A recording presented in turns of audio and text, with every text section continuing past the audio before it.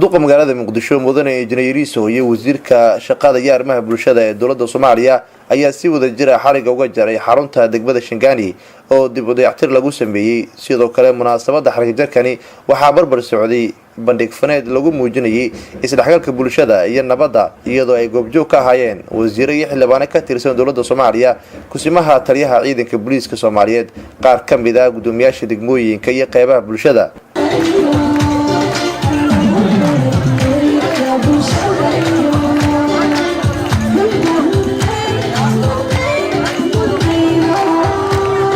kusimaha gudoomiyaha degmada Shangani Maryan Xasan Badal ayaa ka hadashay sida ay isugu xiran yihiin maamulka degmada iyo bulshada. Bulshooyinka reer Shangani waxay diyaar u yihiin wax kasta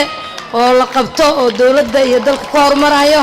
Waxay diyaar u yihiin amniga inay sugtaan, waxay diyaar u yihiin nadaafadda iyo wax kasta inay ka qayb galaan. Reer Shangani waxa way dad isku duuban, dad jecel dawladnimada.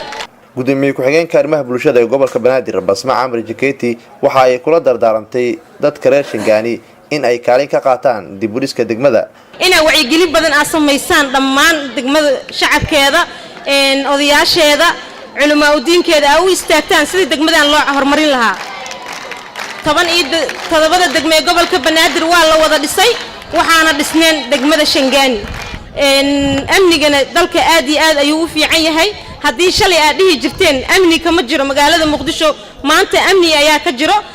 gudoomiyaha gobolka Banaadir ahna duqa magaalada Muqdisho mudane Cabdiraxmaan Cumar Usmaan injineeriso ayaa tilmaamay in horumar kasta oo la sameeyo ay asaas u yihiin shacabka sidoo kale maamulka gobolka Banaadir waa maamulkii shacabka in muddo waxaan ballan qaadayna inaan shacabku u dhawaanayno shacabku wax la qaybsanayno